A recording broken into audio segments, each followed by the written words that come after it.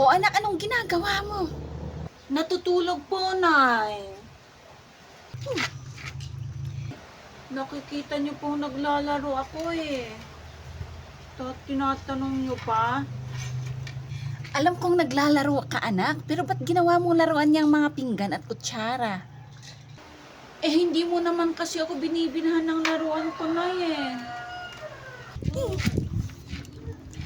Hayaan mo anak, pag nakapera si nanay, bibili tayo.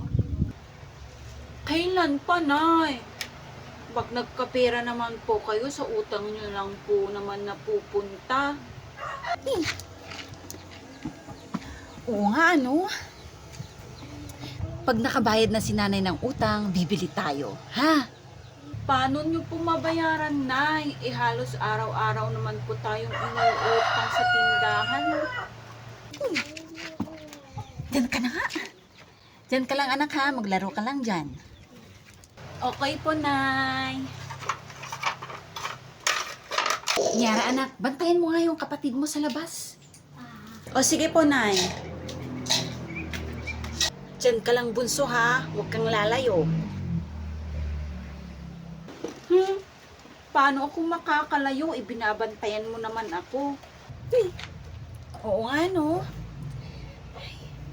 Ikaw talaga ate.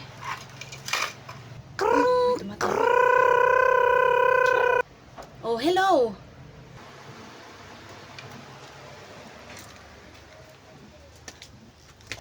Naku, hindi pa nga eh. Pupunta ako dyan sa bahay niyo mamaya ha. Gagawin natin yung assignment natin. Kasi hindi ko naintindihan yun eh.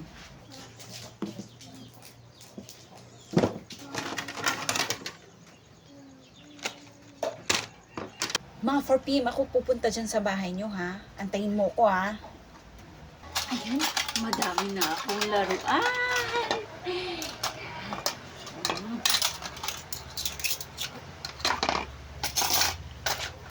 Mga anak, halina kayo, kumain na tayo.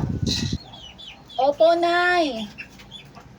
O sige na, babay na kasi ano, may gagawin pa ako. Nyara anak, maghugas kayo ng kamay, lalo na yung kapatid mo, hugasan mo mabuti yung kamay niya. Opo, Nay.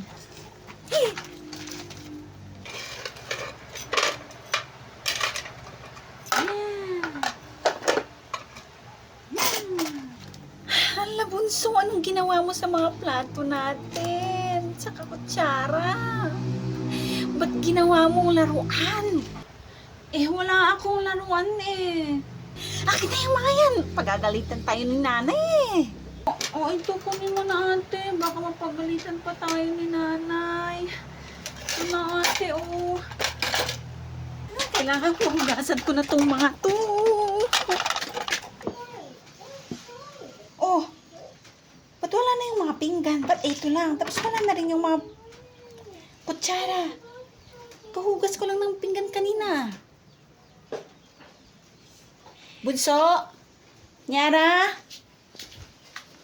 Nay, bakit po? Mga anak, nakita niyo ba yung mga pinggan at kutsara? Ba't wala na? Nandito po, Nay. Hinuhugasan ko. Nadumihan po kasi pumasok yung manok sa loob na kusina. Ah, okay. Akala ko kung saan na napunta eh.